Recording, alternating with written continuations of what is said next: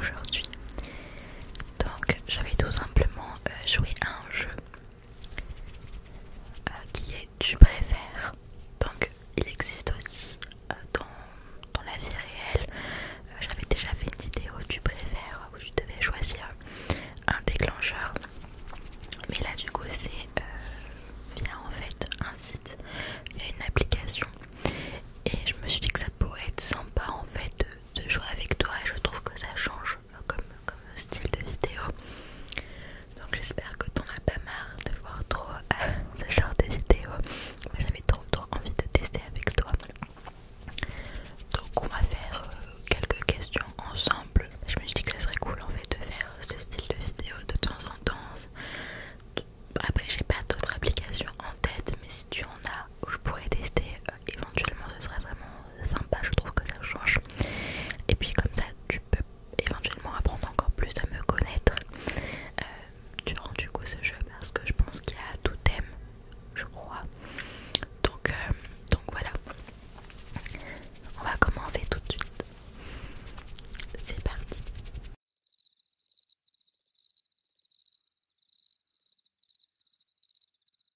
Ok, alors donc je vais essayer de t'y répondre très proche du micro. Et je me suis plus décalée pour que tu puisses voir l'enregistrement de la tablette. Donc normalement tu vois mon écran juste là. Je trouve que c'est beaucoup plus simple, tu pourras avoir un visu en fait sur les questions.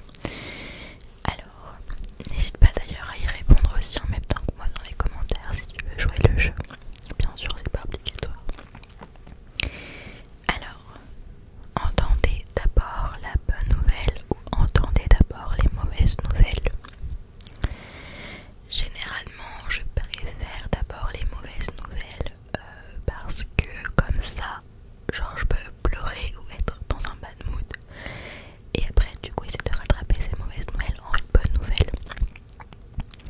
Comme ça, après, bah, directement, ça va beaucoup mieux et tu oublies justement les mauvaises nouvelles que tu as entendues juste avant. Je sais pas si t'as compris, c'est compréhensible, mais je dirais du coup d'abord les mauvaises nouvelles. 74% de personnes. Ah oui, du coup c'est vrai qu'il y a les pourcentages, ça c'est vraiment top. Ensuite, dormir sur le ventre ou dormir sur le dos. Dormir sur le dos parce que sur le ventre, quand tu manges énormément la veille, moi ça me fait un ventre genre comme si quand je me réveille j'ai le ventre hyper aplati, en mode genre j'arrive à peine à respirer. Je sais pas comment t'expliquer, mais je pense que c'est humain, mais moi j'aime pas du tout. Après c'est vrai que on choisit pas comment on dort en soi parce que bah tu bouges beaucoup la nuit donc tu ne maîtrises pas en fait tes positions. Ok, 57% pour le moment, je suis un peu comme tout le monde. Alors que personne ne se présente à vos funérailles. Ah mais c'est pas ouf là. Ok, ça a mis un bad mood direct. Ou que personne ne se présente à votre mariage. What the fuck. Mais je sais pas en fait. Je pense que personne ne se présente à mon mariage. Parce qu'un mariage, si t'as ton mari qui est là, c'est déjà bien parce que c'est l'union de deux personnes et pas 250 000 personnes.